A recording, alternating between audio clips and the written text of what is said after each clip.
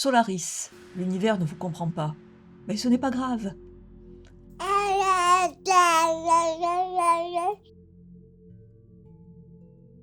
Solaris est une œuvre fondatrice de la science-fiction métaphysique. Elle ne nous parle pas d'invasion, de colonisation ou de guerre stellaire, mais de ce qui se passe quand l'humain se retrouve face à un mystère absolu.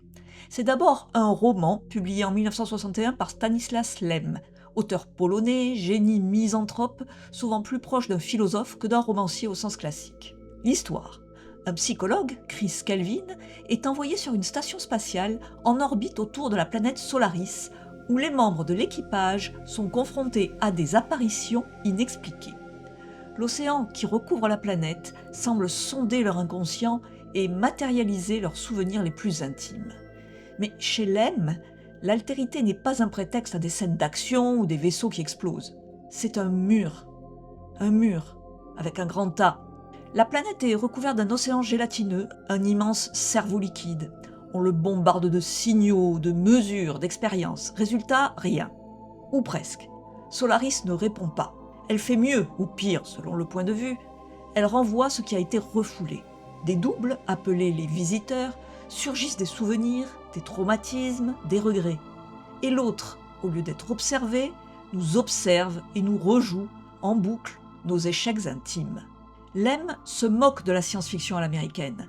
Il ne croit pas au contact paisible avec une civilisation supérieure, ni aux guerres intergalactiques. Il croit au silence du cosmos et à son indifférence.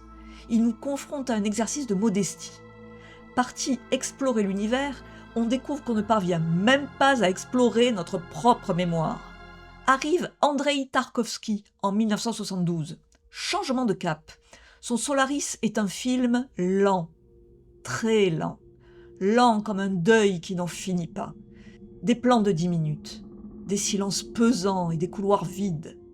La station spatiale devient un lieu de recueillement, pas d'expérimentation.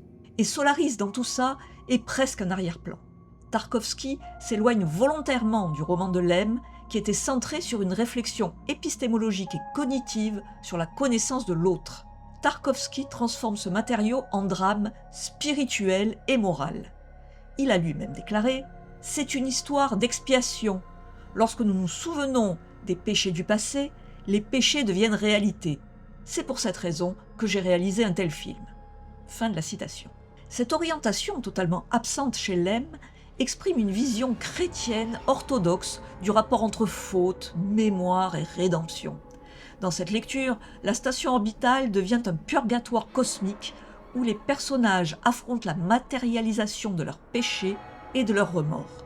Le cinéaste ajoute de longues séquences terrestres, la datcha, la nature, la pluie, les chevaux, et de lents passages contemplatifs qui inscrivent le film dans une dimension mystique et cyclique, plus proche de la méditation religieuse que de la science-fiction. Ces scènes, absentes du roman, font de Kelvin non plus un savant, mais un pèlerin intérieur cherchant la réconciliation avec son passé et sa foi. Stanislas Lem refusait cette interprétation métaphysique. Là où son roman explore l'impossibilité de communication avec une intelligence non humaine, Tarkovsky, lui, transforme cette étrangeté en écho spirituel de la conscience humaine et du mal. En somme, oui, Tarkovsky s'attarde là où Lem analyse, et il le fait pour transformer Solaris en un chemin vers la rédemption plutôt qu'une aventure scientifique. Kelvin y devient un homme en quête de salut, et la station un espace de jugement intérieur. C'est un film sur le deuil, pas sur l'altérité, sur la rémanence du passé, pas sur les limites de la connaissance. Une étrange planète.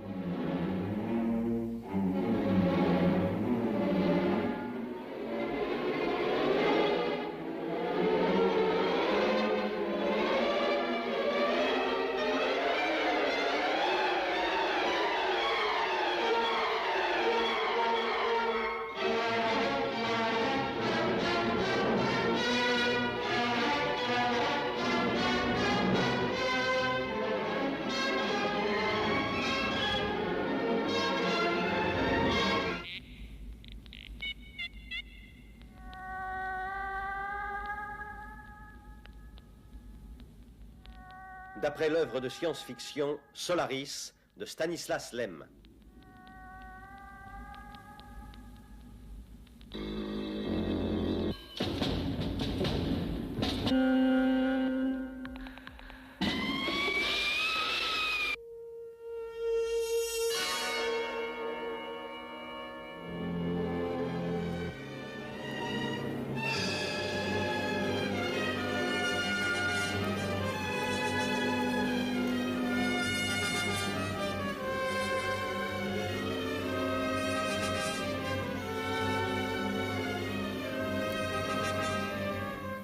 Je ne suis pas Ariane.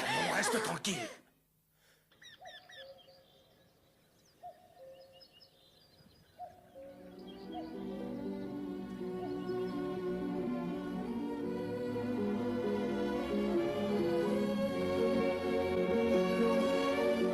Il n'y a pas d'Ariane. Elle est morte. Comprendrez-vous enfin, Kelvin?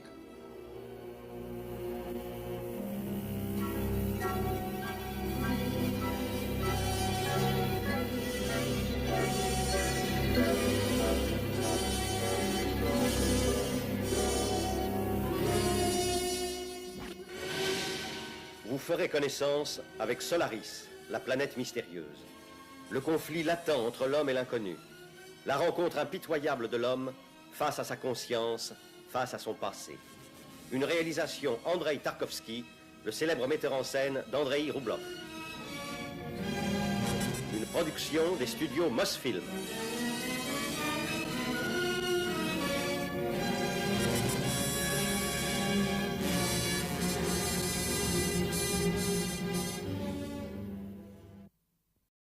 Trente ans plus tard, Steven Soderbergh entre en scène avec Solaris version 2002, production James Cameron, scénario épuré, George Clooney en tête d'affiche. Et on pourrait croire à une trahison hollywoodienne.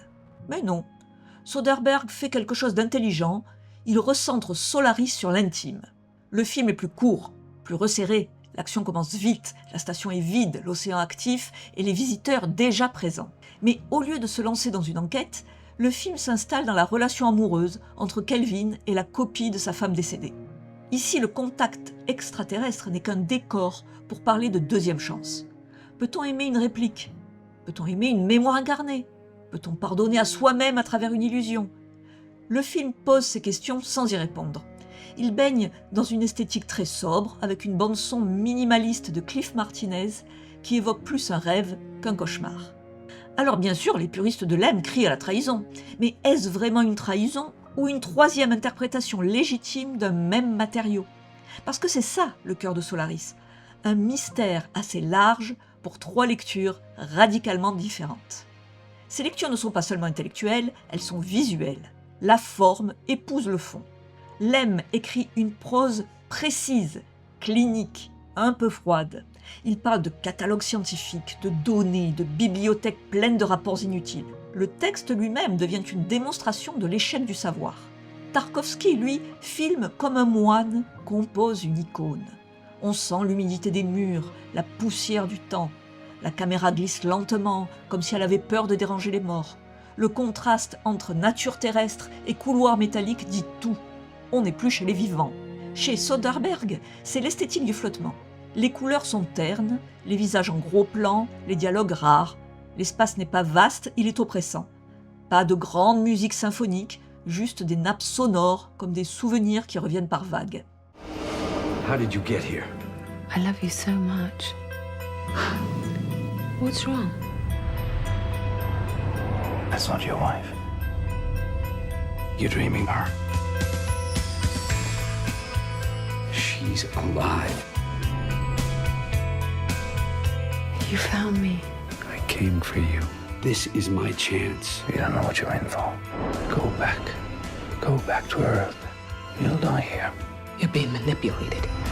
We are not taking her with us. Trois mises en scène, trois intentions, trois langages pour parler d'une même chose, ce qu'on ne pourra jamais pleinement énoncer. D'autres œuvres ont tenté l'impossible, représenter l'altérité radicale. On pourrait aussi citer Annihilation d'Alex Garland, adapté du roman de Jeff Vandermeer. Une expédition entre dans une zone mystérieuse où les lois de la biologie, du temps et de la perception semblent reprogrammées. L'entité qu'ils y rencontrent n'a ni langage, ni intention claire, ni normes fixes. Une altérité pure, dérangeante, qui oblige les personnages à se redéfinir eux-mêmes ou à se dissoudre. Prenons Arrival, Premier Contact de Denis Villeneuve. Des humains font là aussi face à quelque chose qui les dépasse. Mais au lieu d'un océan, ce sont des heptapodes, des êtres qui pensent différemment. Et surtout, un langage qui restructure le temps. Arrival interroge la forme de la pensée elle-même. Et ce faisant, rejoint Lem. Ce n'est pas l'autre qu'on essaie de comprendre, c'est notre propre limite de compréhension. Autre cousin, Blind Sight, Vision aveugle de Peter Watts, que j'adore personnellement. Moins connu que Solaris, mais brillant. Une équipe humaine rencontre une entité extraterrestre dans les confins de l'espace et découvre qu'elle est intelligente sans être consciente. Watts pousse la question de l'altérité encore plus loin que l'aime. Que se passe-t-il si l'autre n'a même pas de conscience, au sens où on l'entend? Et si finalement la conscience humaine était un bug, pas un avantage? Enfin, il y a Under the Skin de Jonathan Glazer, un alien dans un corps de femme qui observe les humains.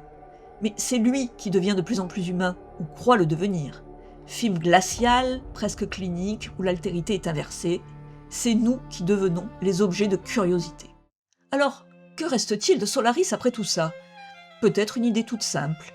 L'univers n'a pas besoin de nous. Il ne nous comprend pas et il ne cherche pas à le faire.